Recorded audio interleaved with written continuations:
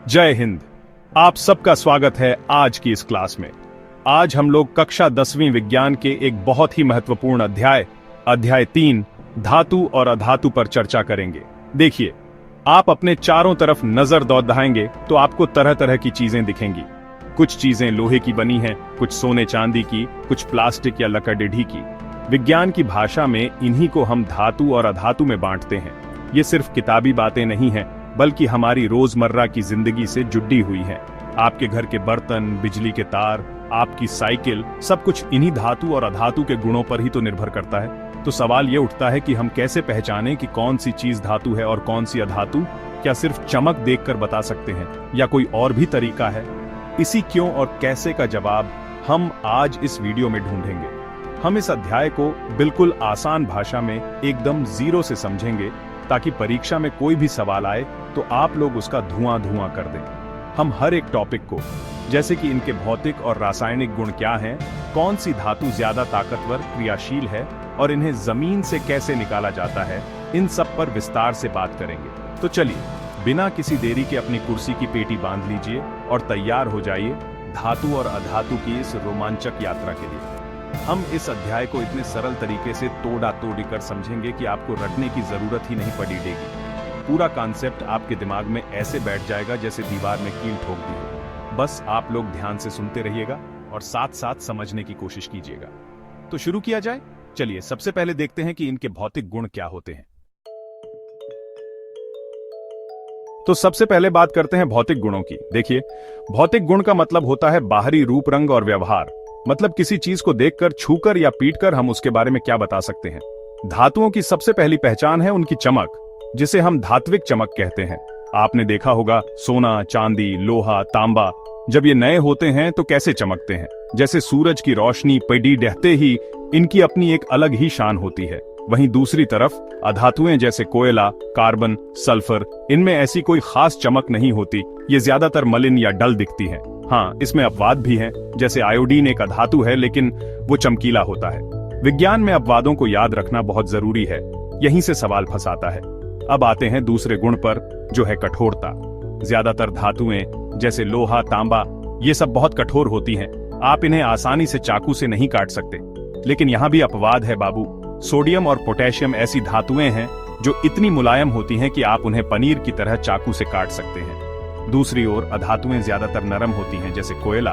उसे आप हथौड़े से मारेंगे तो वो टूटकर बिखर जाएगा। लेकिन यहाँ भी एक हीरो है, हीरा।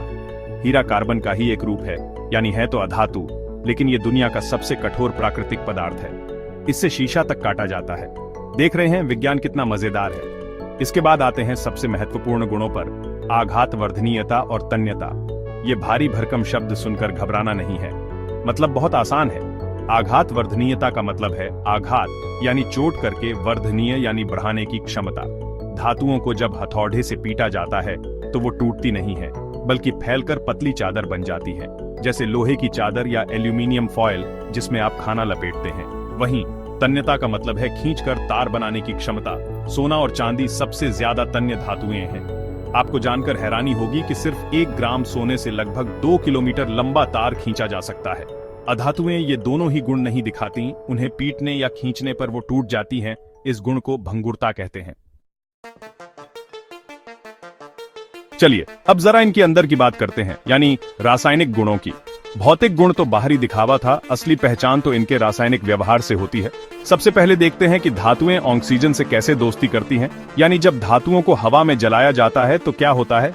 ज्यादातर धातुएं ऑक्सीजन से अभिक्रिया करके धातु ऑक्साइड बनाती है, जिनकी प्रकृति सामान्यतः क्षारीय होती है। जैसे जब आप मैग्नीशियम के फीते को जलाते हैं तो वो तेज रोशनी के साथ जलकर मैग्नीशियम ऑक्साइड का सफेद पाउडर बनाता है।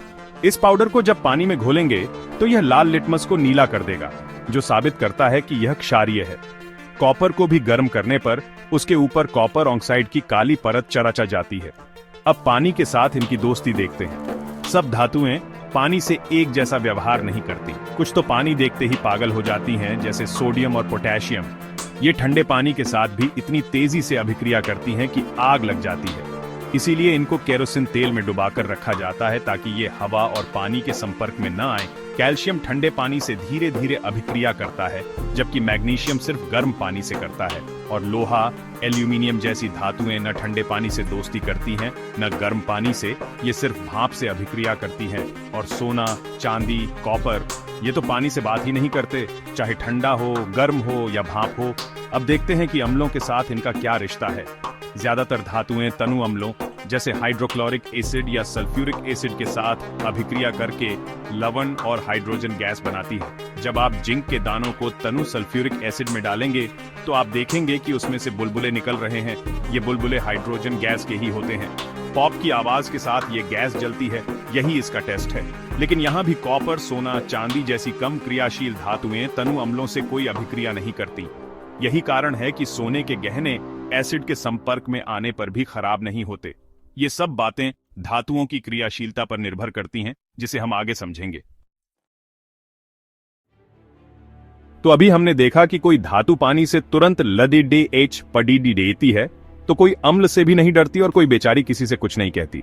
ऐसा क्यों होता है? इसका जवाब है क्रियाशीलता श्रेणी यानी रिएक्टिविटी सीरीज में। ये असल में धातुओं की एक लिस्ट है, एक रैंकिंग है, जिसमें उनको उनकी घटती हुई अभिक्रियाशीलता के क्रम में रखा गया है। मतलब जो धातु इस लिस्ट में सबसे ऊपर है वो सबसे ज्यादा ताकतवर, सबसे ज्यादा क्रियाशील है, और जो सबसे नीचे है वो सबसे कम क्रियाशील, सबसे शांत है। इस लिस्ट में पोटेशियम और सोडियम सबसे ऊपर के पहलवान हैं। ये किसी से भी कभी भी भिड़ दिए जाते हैं। इस श्रेणी में ऊपर से नीचे जाने पर धातुओं की क्रियाशीलता घटती जाती है। Potassium, sodium, calcium, magnesium, aluminium ये सब बहुत क्रियाशील धातुएं हैं। इनके बाद आते हैं जिंक, आयरन, लेड, ये मध्यम क्रियाशील हैं। और फिर आता है हाइड्रोजन। हाइड्रोजन एक अधातु है, लेकिन इसे इस श्रेणी में एक रेफरेंस पॉइंट की तरह रखा गया है। जो धातुएं हाइड्रोजन से ऊपर हैं वो अम्लों से हाइड्रोजन को विस्थापित कर सकती है, यानी उसे उसकी जगह से हटा सकती है। और जो धातुएं हाइड्रोजन से नीचे हैं जैसे कॉपर, मर्करी, सिल्वर और गोल्ड, वो इतनी कमजोर हैं कि अम्ल से हाइड्रोजन को नहीं हटा पाती। इसीलिए वो तनु अम्लों से अभिक्रिया नहीं करती। इस श्रेणी का महत्व क्या है? इसका सबसे बड़ेढ़ा उपयोग है विस्थापन अभिक्रियाओं को समझने में। नियम सीधा है, ज्यादा ताकतवर यानी क्रियाशील धातु कम ताकतवर धातु को उसके लवण के विलयन से विस्थापित कर देगी, यानी लात मारकर भगा देगी। उदाहरण के लिए, अगर आप कॉपर सल्फेट के नीले रंग के विलयन में लोहे की कील डालते हैं तो लोहा कॉपर से ज्यादा क्रियाशील है, इसलिए वो कॉपर को उसकी जगह से हटा देगा और खुद आयरन सल्फेट बना लेगा। इससे विलयन का नीला रंग हल्का हरा हो जाएगा और लोहे की कील पर कॉपर की भूरी परत जम जाएगी। लेकिन अगर आप आयरन सल्फेट के विलयन में तांबे का तार डालेंगे तो कुछ नहीं होगा, क्योंकि तांबा लोहे से कम क्रियाशील है। उसकी हिम्मत नहीं है कि वो लोहे को हटा सके। अब सवाल यह है कि ये सारी धातुएं, लोहा, सोना, एल्यूमिनियम, ये हमें मिलती कहां से हैं? क्या ये पेड़ पर उगती हैं? नहीं, ये हमें जमीन के नीचे से मिलती हैं, खनिजों के रूप में। जिन खनिजों से धातु को आसानी से और फायदेमंद तरीके से निकाला जा सकता है उन्हें हम अयस्क कहते हैं। लेकिन अयस्क में धातु शुद्ध रूप में नहीं होती, उसके साथ बहुत सारी मिट्टी, रेत और दूसरी अशुद्धियां मिली होती हैं, जिन्हें गैंग कहते हैं। तो धातुओं को उनके अयस्क से शुद्ध रूप में प्राप्त करने की पूरी प्रक्रिया को धातु कर्म यानी मेटलर्जी कहते हैं। ये एक लंबा और कई चरणों वाला प्रोसेस है।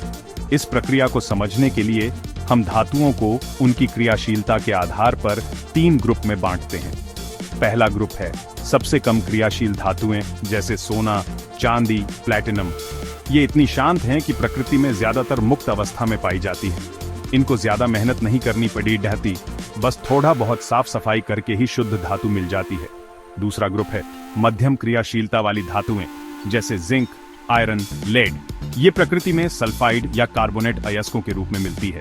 इनको शुद्ध करने के लिए पहले इनके अयस्कों को ऑक्साइड में बदलना पड़ता है। सल्फाइड अयस्कों को वायु की उपस्थिति में गर्म करके ऑक्साइड में बदलने की प्रक्रिया को भर्जन कहते हैं, और कार्बोनेट अयस्कों को सीमित वायु में गर्म करके ऑक्साइड में बदलने की प्रक्रिया को निस्तापन कहते हैं।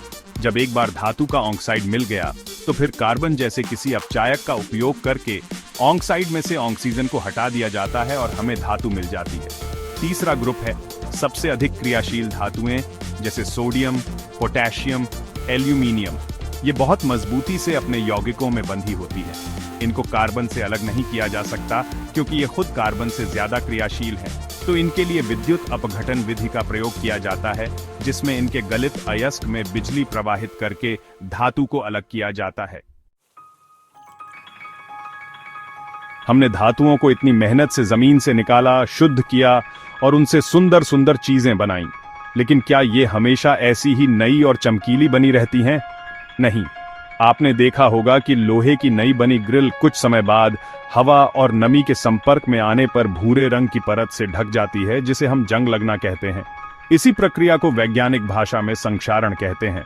संक्षारण वह प्रक्रिया है जिसमें धातुएं अपने आसपास के पदार्थों जैसे नमी, वायु या रसायनों से अभिक्रिया करके धीरे धीरे नष्ट होने लगती है। ये धातुओं का एक तरह से प्राकृतिक दुश्मन है। लोहे में जंग लगना संक्षारण का सबसे आम उदाहरण है। इसके लिए दो चीजें जरूरी हैं, ऑक्सीजन यानी हवा और जल मतलब नमी। अगर इनमें से एक भी चीज न हो तो लोहे में जंग नहीं लगेगी। इसी तरह आपने चांदी के बर्तनों या गहनों को कुछ समय बाद काला पड़े डटे देखा होगा। ऐसा इसलिए होता है क्योंकि चांदी हवा में मौजूद सल्फर से अभिक्रिया करके सिल्वर सल्फाइड की काली परत बना लेती है। तांबे के बर्तनों पर भी हरे रंग की परत जम जाती है। ये कॉपर कार्बोनेट की परत होती है जो वायु में उपस्थित कार्बन डाइऑक्साइड और नमी से अभिक्रिया के कारण बनती है। ये सब संक्षारण के ही रूप हैं। तो क्या इसका कोई इलाज नहीं है? क्या हम अपनी कीमती धातुओं को ऐसे ही नष्ट होते देखते रहे? नहीं, बिल्कुल नहीं। संक्षारण से बचाव के कई तरीके हैं। सबसे आसान तरीका है पेंट करना, तेल या ग्रीस लगाना। इससे धातु की सतह का संपर्क हवा और नमी से टूट जाता है और वो सुरक्षित रहती है। एक और बहुत प्रभावी तरीका है यशदा लेपन। इसमें लोहे की वस्तुओं पर जिंक की पतली परत चढ़ा दी जाती है।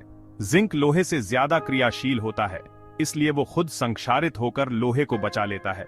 इसके अलावा विद्युत लेपन करके क्रोमियम या टिन जैसी कम क्रियाशील धातु की परत चढ़ाना या फिर मिश्रातु बनाना भी संक्षारण रोकने के बहुत अच्छे उपाय हैं। मिश्रातु जैसे स्टेनलेस स्टील में लोहा के साथ निकेल और क्रोमियम मिला दिया जाता है, जिससे उसमें जंग नहीं लगती।